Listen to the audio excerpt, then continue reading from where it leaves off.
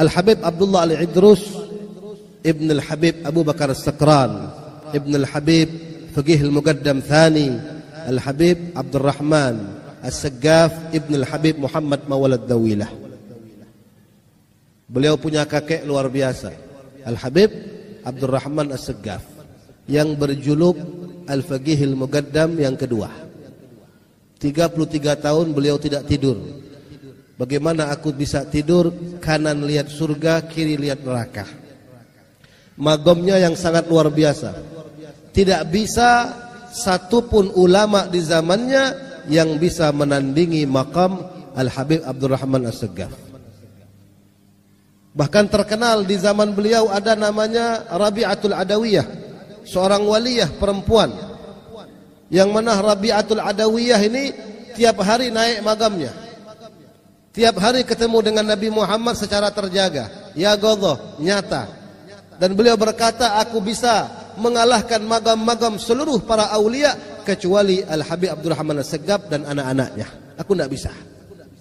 Setiap kali aku naik magamku, pasti di atasku sudah ada keluarganya As-Saggaf. Luar biasa. Kenapa mereka bisa mendapatkan magam yang tinggi? Melainkan mereka berzikir kepada Allah Subhanahu wa taala. Mereka mengingat Allah Subhanahu wa taala. Dikatakan sebaik-baiknya zikir ketika kita membaca kalamullah, Al-Quran. Al-Habib Abdul Rahman As-Saggaf beliau khatam Quran 8 kali khatam sehari, 4 siang 4 malam.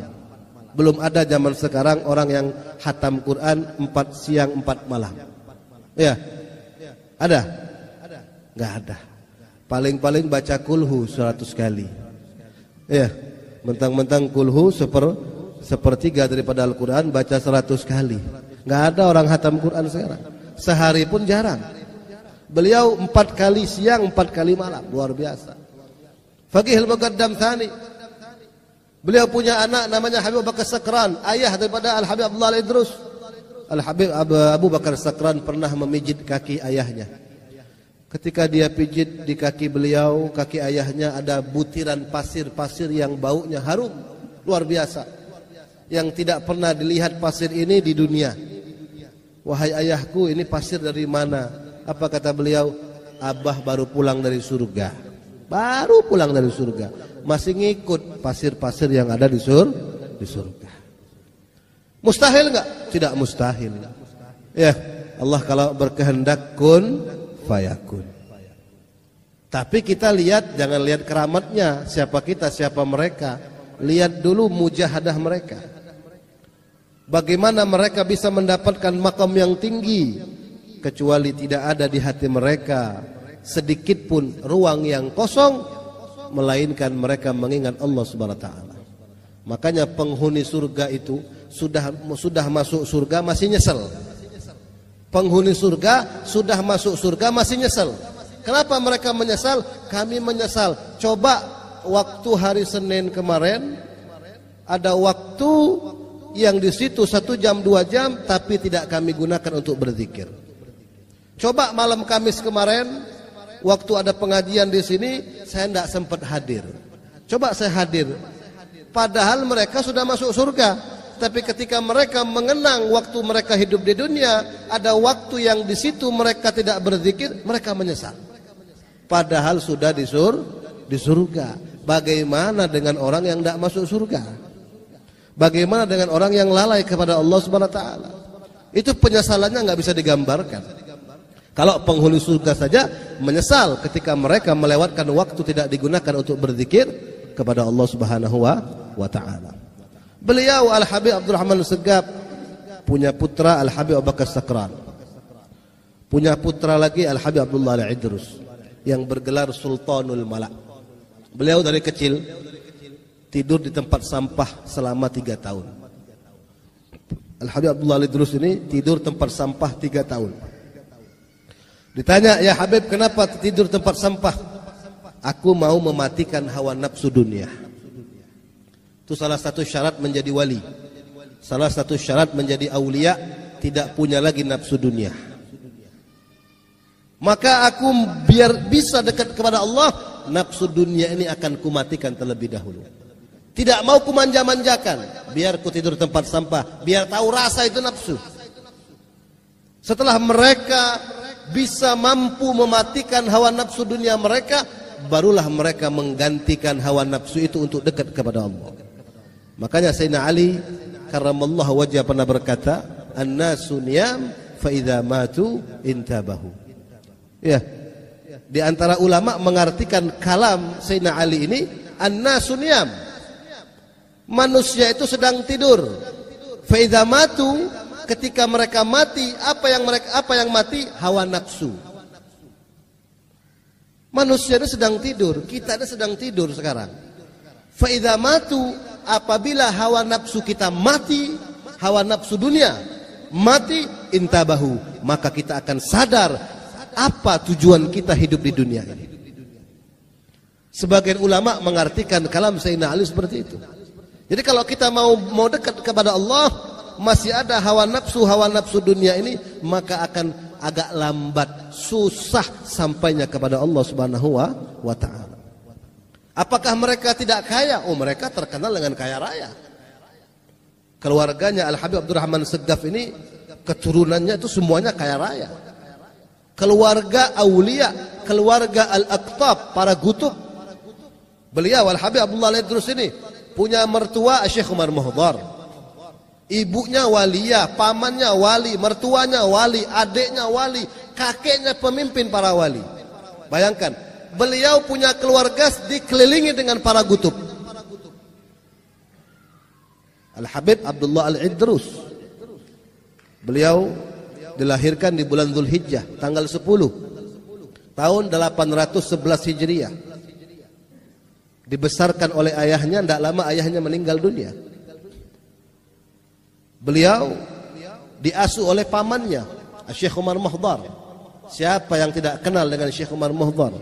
Bayangkan kenapa beliau bisa menjadi ulama besar, gutub besar, Al-Idrus Al-Akbar, Syamsis Sumus, Muhyin Nufus. Karena beliau dikelilingi oleh keluarga para gutub. Kakeknya tadi As-Segaf. Gak usah kita ceritakan lagi masalah As-Segaf, hatam Quran, 8 kali hatam Quran. Beliau punya paman, punya ayah As-Sakran, yang mana gila dengan Allah Subhanahu wa taala. Tidak kenal lagi dengan dunia. Hanya Allah Subhanahu wa taala di hatinya semata-mata.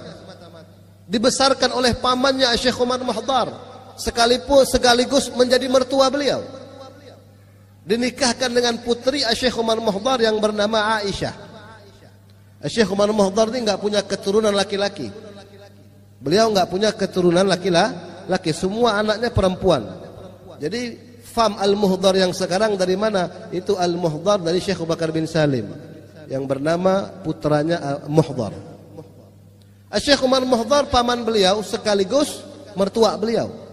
Bayangkan, Syekh Umar Muhdar ini saking magomnya tinggi, gutub minal auliya, nama beliau saja bisa dijadikan mainan oleh anak-anak kecil di waktu itu. Nama Syekh Umar Muhdar ini jadi mainan. Contohnya, anak-anak umur 7 tahun ya manjat tower, lompat sambil teriak, "Ya Umar Muhdar, ya Umar Muhdar," sampai di tanah enggak patah kakinya. Naik loteng di atas rumah, ya loncat bareng-bareng orang 10 sambil teriak, "Ya Syekh Umar Muhdar, ya Umar Muhdar," sampai bawah enggak kenapa-napa. Nama Syekh Umar Muhdar dijadikan mainan oleh anak-anak, dijadikan mediator, dijadikan tawasul, perantara untuk menyelamatkan diri mereka. Magam yang tinggi yang sangat luar biasa. Itulah mereka, itulah mertua beliau. Sehingga beliau menikahkan dengan Al-Habib Abdullah Al-Idrus karena beliau bisa melihat bagaimana keponakannya ini akan menjadi seorang gutub, pemimpin raja. Al-Idrus, singa daripada raja, pemimpin ahli tasawuf, pemimpin ulama pada zaman tersebut. Sudah dikasyaf, sudah dilihat. Bahkan Sultanul Malak, beliau pernah kedatangan tamu. Al-Habib Abdullah Al-Idrus ini pernah kedatangan tamu. Tamu ini jamaahnya Syekh Abdul Qadir Al-Jailani. Syekh Abdul Qadir sudah wafat, sudah meninggal dunia. Datang ke Tarim, ke Hadramut. murid-murid Syekh Abdul Qadir Jailani bertamu. Salah satu jamaah bertanya, "Ya Habib Abdullah Al-Idrus, mana yang lebih mulia, engkau apa Syekh Abdul Qadir Jailani?" Dengan ketawaduannya beliau menjawab, "Tentu yang lebih mulia Syekh Abdul Qadir Jailani." Tatkala beliau mengatakan yang lebih mulia Syekh Abdul Qadir Jailani, ada yang mengetuk pintu. "Assalamualaikum." Dibuka, "Waalaikumsalam." Siapa yang datang? Syekh Abdul Qadir Jailani. Dengan izin Allah beliau dihidupkan kembali. Duduk di depan para jamaahnya seraya berkata, "Demi Allah, yang lebih mulia daripadaku Al-Habib Abdullah Al-Idrus. Ana barruha wal Habib Abdullah Al-Idrus bahruha." Saya ini daratan, tapi lautannya Al-Habib Abdullah Al-Idrus. Maqam yang sangat tinggi yang Allah berikan kepada beliau. Bahkan beliau ini terkenal dengan gemar membaca kitab-kitab Imam Ghazali. Ya, jadi ini ciri ya. Salah satu ciri, salah satu tanda Ahlus Sunnah wal Jamaah senang dengan kitab-kitab Imam Ghazali. Jadi kalau kita mau lihat mana yang Ahlus Sunnah wal Jamaah asli sama palsu, senang nggak dia dengan kitab Ihya Ulumuddin? Senang nggak dia dengan kitab-kitab Imam Ghazali? Tapi kalau ada orang yang membenci kitab-kitab Imam Ghazali, bahkan sampai sekarang ada yang mengkafirkan Imam Ghazali, ini bukan Ahlus Sunnah namanya. Ya, Al-Habib Abdullah Al-Idrus, magomnya yang tidak bisa kita ceritakan, itu paling senang baca kitab Ihya Ulumuddin. Bahkan beliau menghafalnya. Beliau selalu memuji Imam Ghazali. Bahkan beliau pernah suatu hari memberikan sayembara. Siapa yang bisa menuliskan aku kitab Ihya Ulumuddin dengan tulisan yang bagus, yang rapi, akan kuberi hadiah. Apapun yang dia minta, aku beri. Siapapun. Maka datang Syekh Bakathiri. Beliau menulis, ikut sayembara. Beliau tulis kitab Ihya Ulumuddin dengan tinta emas, menggunakan kulit-kulit domba, kulit-kulit unta. Dibersihkan, ya, ditulis beberapa jilid, selesai mungkin 6 bulan baru selesai, rapi, bagus, tinta emas. Beliau pemenangnya. Beliau datang ke rumah Habib Abdullah Al-Idrus, "Ya Habib, ini saya sudah catatkan untuk engkau kitab Ihya Ulumuddin." Dilihat Habibnya, subhanallah, tinta emas, rapi, bagus. "Maka apa yang kau minta akan kuberi sesuai janji." "Ya Habib, aku minta satu. Aku minta masuk surga sebelum mati." Maksudnya apa? Mau masuk surga, mau lihat-lihat surga. Kalau kita ini kan sudah duduk di surga semua, amin. Ya kan? Duduk di surga di taman majelis. Ini permintaannya berat ini. Ya. Siapapun yang ngadakan sayembara seperti ini nggak bakal mampu kecuali wali.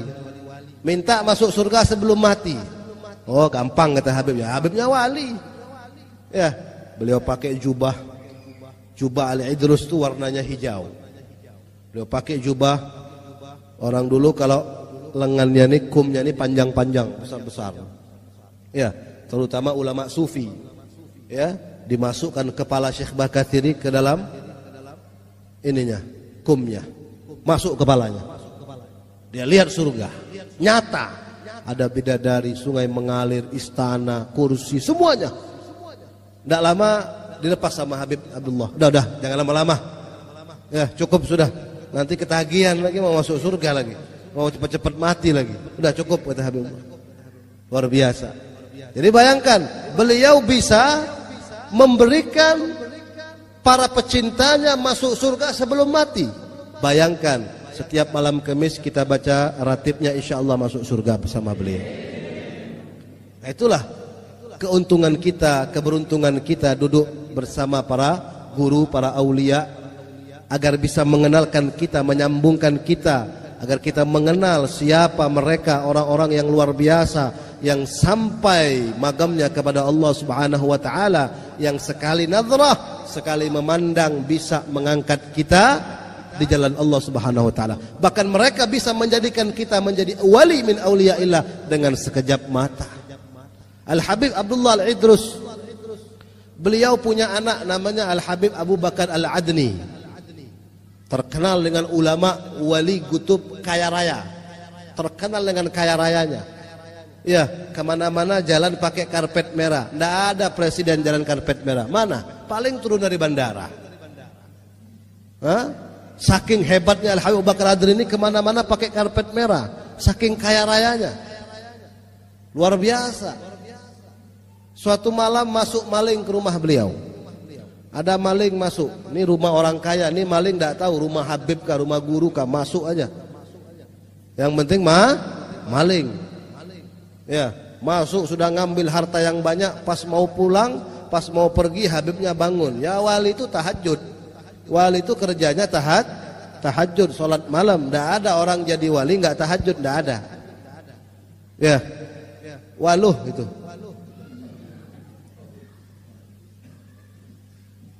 Dia mau pergi, lihat Habibnya bangun sholat. Mudah-mudahan Habibnya sholat 2 rakaat. Tidak tahunya 100-200 rakaat. Dia bersembunyi di bawah ranjang.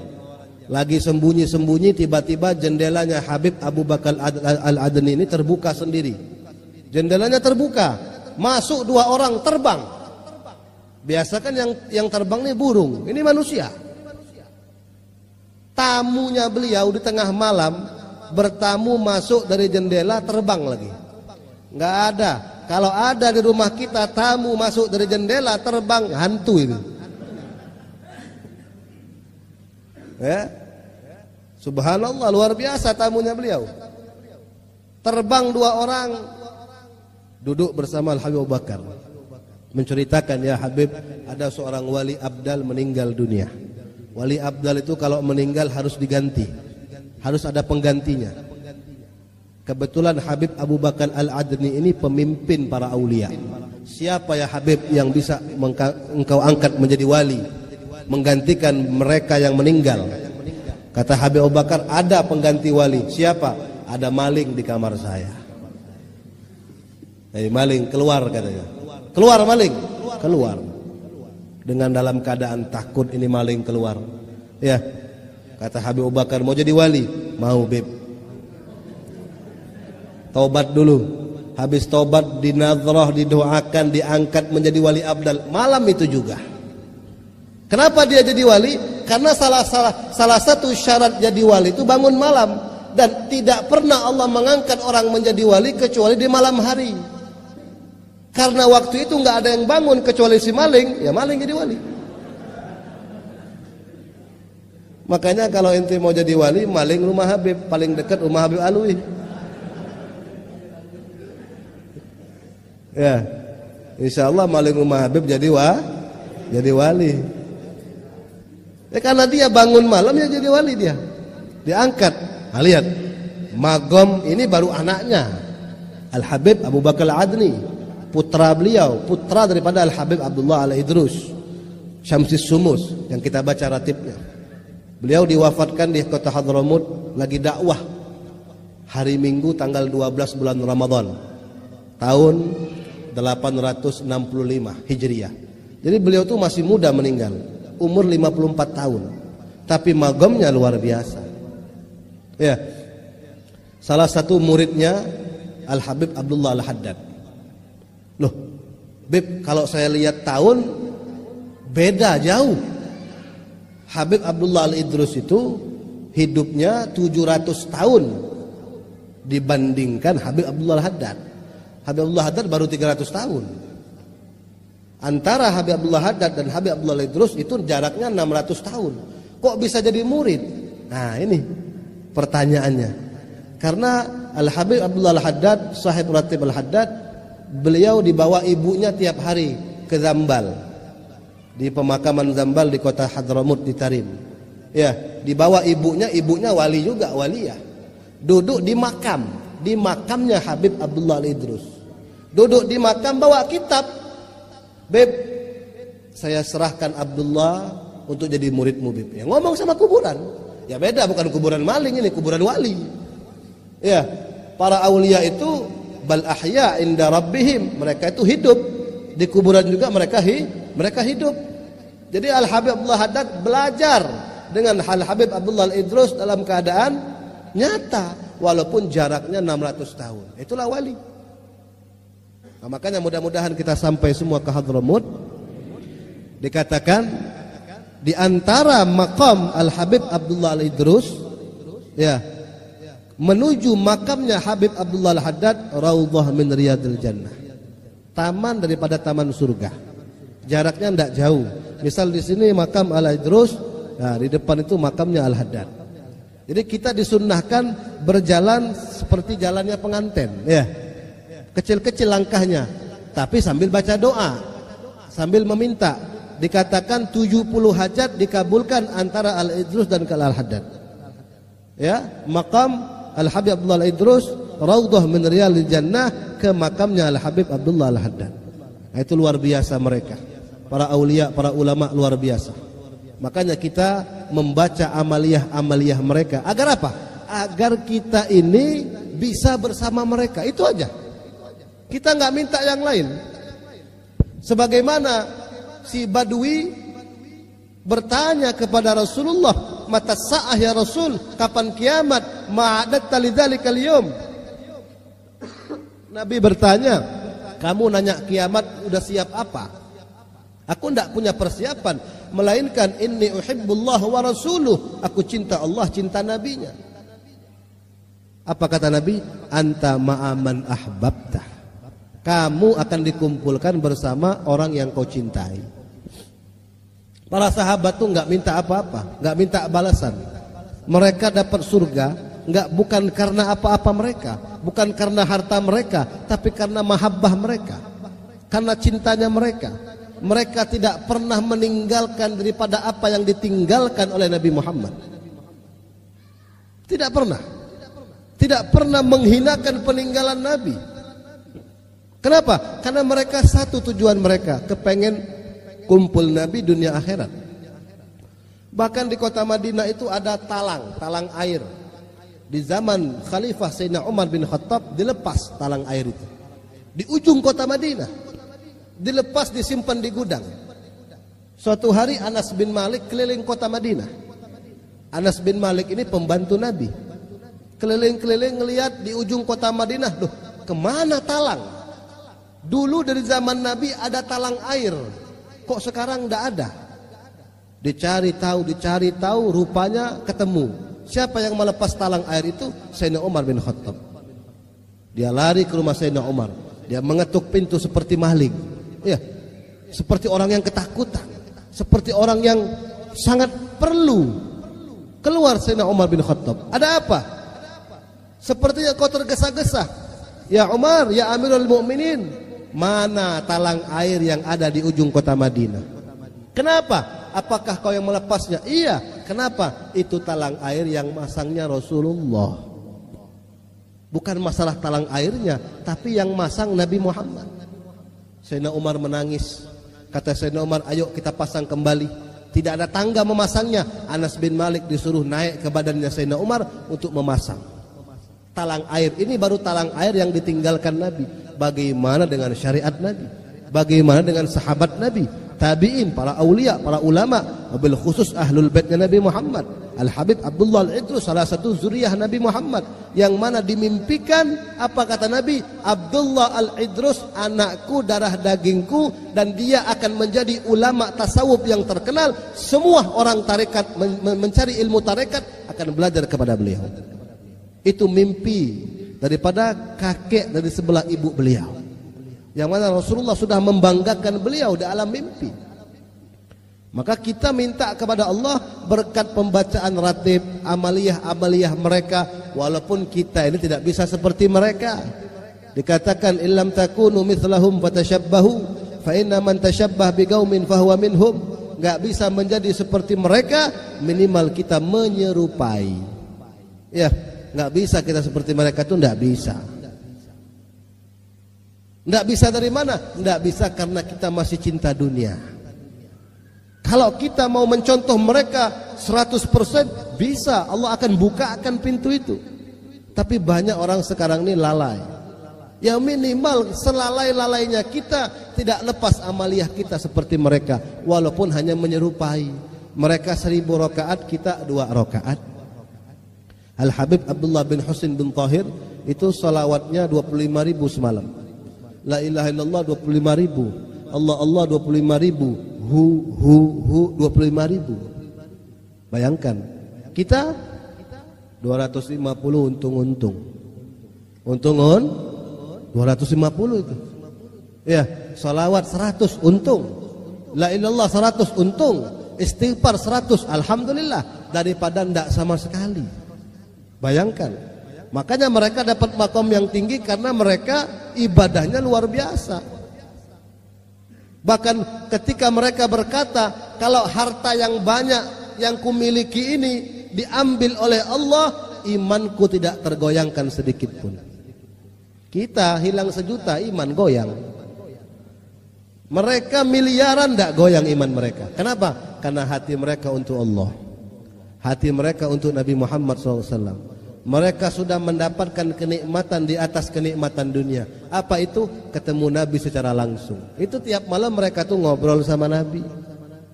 Al-Habib Abdurrahman As-Segaf, kakek beliau, itu beliau bangun masjid. Bangun masjid, bayangkan Masjid As-Segaf di Hadramut itu, ya, kalau dibacakan Hadrah As-Segaf, mudah-mudahan kita bisa hadir ke sana. Itu kalau dibacakan Hadrah As-Segaf, ketika membaca la ilaha illallah, itu arasnya Allah dibuka.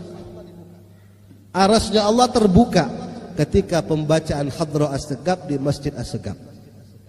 Itu yang bangun siapa? Kakek beliau.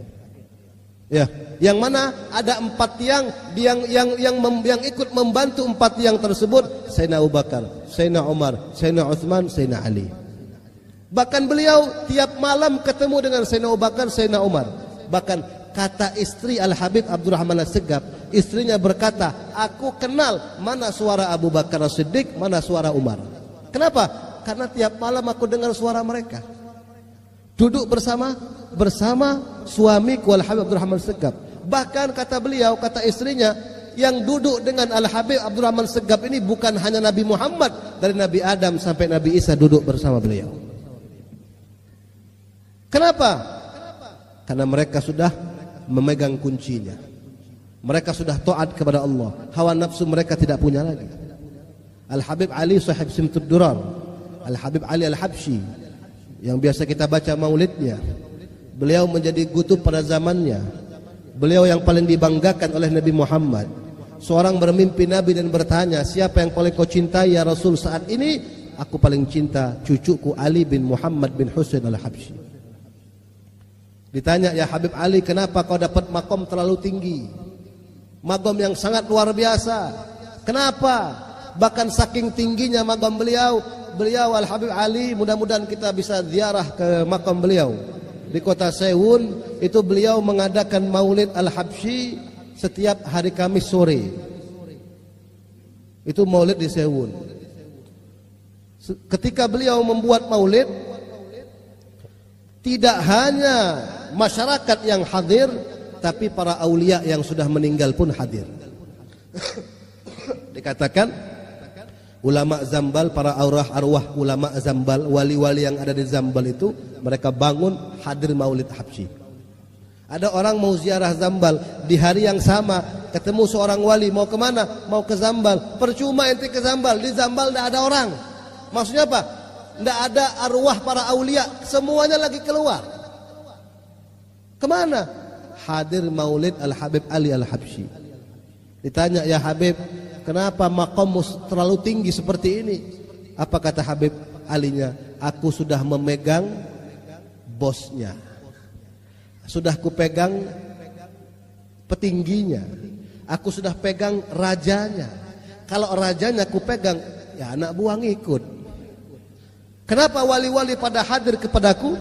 Ya karena rajanya sudah kupegang. Siapa rajanya? Rasulullah sallallahu alaihi wasallam. Kalau Rasulullah sudah kupegang, selalu tiap hari bersamaku, yang lain ngikut. Betul? Yang lain ngikut. Apalagi dunia, apalagi duit, apalagi harta, ya tambah ngikut. Kalau Nabi Muhammad sudah dipegang. Makanya kata Habib Ali Al-Habsyi, ya, fi jannatin, surga Aku tidak mau masuk surga karena keindahan surganya. Illa likaunil hubbi fiha khayyama, kecuali di situ ada kecintaanku yaitu Rasulullah sallallahu alaihi wasallam. Yang membuat aku tergiur masuk surga itu ada Nabi Muhammad. Kalau enggak ada Nabi, buat apa masuk surga? Enggak ada nikmatnya. Makanya Habib Ali luar biasa, maulidnya mengalahkan mawalid yang lain, tersebar di seluruh dunia. Kenapa? Karena beliau mengarang maulid langsung di hadapan Nabi Muhammad sallallahu alaihi wasallam. Dan maulid ini kata beliau tashwiqan lis-sami'in min khawasil mu'min. Maulidku ini tashwiqan untuk orang-orang yang rindu dengan Nabi. Kalau enggak rindu, orang enggak bakal baca maulid. Betul enggak? Seperti para Wahabi, para Salafi yang benci salawat, benci maulid. Mana mau mereka baca maulid? Kenapa? Tidak ada rindu dengan Nabi Muhammad. Kalau mereka ada rindu, insya Allah. Makanya kata beliau min khawasil mu'minin, hanya orang-orang khusus saja, orang-orang yang pilihan saja yang akan duduk di majelis zikir, di majelis ta'lim, majelis maulid. Makanya kita bersyukur kepada Allah.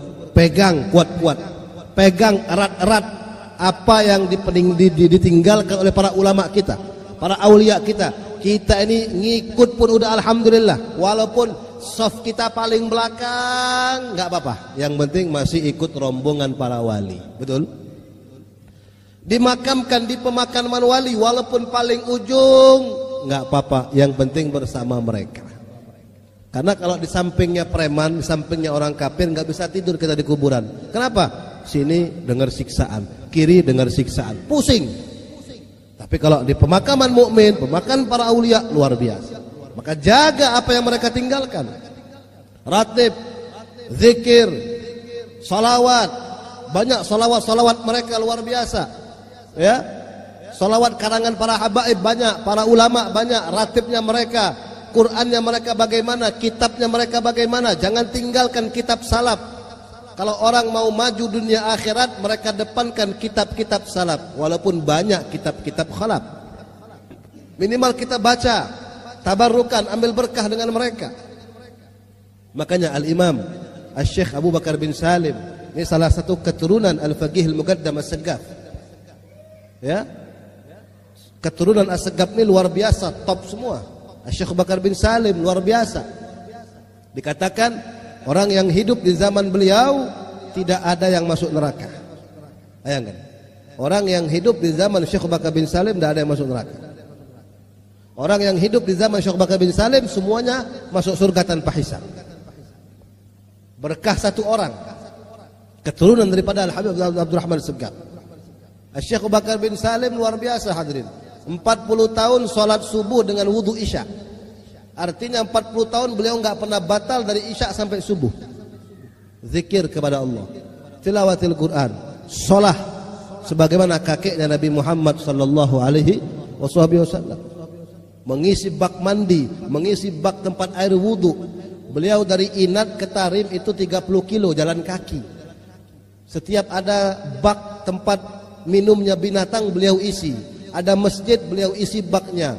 Bak wudunya, salat 2 rakaat, 300 masjid setiap hari, 40 tahun. Maka wajar beliau mendapat makom yang tinggi. Dan beliau berpesan kepada kita, mudah-mudahan pesannya ini bermanfaat. Apa kata beliau? Waj'al wuqufaka ma bagita bibabina. Beliau melantunkan qasidah ya rabbama kata wassafa bi Muhammadin ighfir lana ya sami'a li du'ana. Di antara qasidah beliau, waj'al wuqufaka ma bagita bibabina. Jadikan sisa-sisa umurmu, jadikan sisa-sisa waktumu berdiri di pintu kami. Artinya beliau mengajak, sisa umur kita jangan lain kita kemana, nggak usah lagi cari kemana-mana. Berdirilah di tariqah Ahlus Sunnah wal Jamaah. Berdirilah di tariqah Al-Ba'alawi.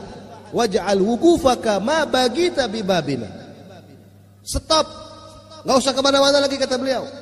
jadikan sisa-sisa umurmu berdiri di pintu kami. Fala'alla an tahdha bina wa tarana. Mudah-mudahan kalian akan mendapatkan bagian dari itu dan bisa melihat kami, kata beliau. Beliau mengatakan, awama alimta bi annana ahlul wafa. Apakah kalian tidak tahu kami para aulia, kami ahlul wafa. Kami ini orang yang selalu tepat janji, enggak pernah ingkar janji. Wali-wali itu pasti tepat janji, enggak pernah ingkar janji. Minggu depan, enggak ada. Itu Abu Jahal. Ya, Abu Jahal kalau ditagih hutang minggu depan sampai 20 tahun. Itu Abu Jahal. Kalau ada orang suka bohong, keturunan Abu Jahal. Awama alimta bi annana ahlul wafa. Apakah kalian tidak tahu kami ini orangnya tepat janji, para aulia itu? Ya. Wa muhibbuna madzala tahta liwana. Dan orang-orang yang mencintai kami akan senantiasa di bawah bendera kami. Itu jaminan daripada Al-Imam Asy-Syaikh Abu Bakar bin Salim. Dan beliau juga mengatakan di antara qasidahnya, maka kembalilah kalian kepada Allah Subhanahu wa taala, kembalilah kalian kepada Nabi Muhammad sallallahu alaihi wasallam, dan sering-seringlah kalian mendengar sejarah para ulama, para aulia, para salaf, para khalaf. Kenapa? Ayantana fil kainati iyana. Kalau kalian beramal apa yang kami tinggalkan, wirid. Ini kan wirid di antara wirid al-Ba'alawi, tariqah sadah Ba'alawi. Ratib Haddad, ratib al-Attas, ratib al-Idrus. Ya, apa yang kami tinggalkan, amalkan. Kenapa? Ayantana fil kainati iyana. Kalau kalian mengamalkan apa yang kami tinggalkan, kami akan selalu menaungimu, kami akan selalu menjagamu. Bahkan bukan hanya di Pangkal Pinang, dimanapun kalian berada, ayantana fil kainat, di muka bumi ini, iyana, kami menjagamu. Makanya orang-orang yang punya ta'aluk dengan para wali, mereka selamat daripada bala dan musibah. Kenapa? Dinaungi, ditolong oleh para ulama. Makanya karir lisam'i, beliau sangat senang untuk mendengarkan daripada cerita-cerita para salaf, para khalaf. Ya, agar apa?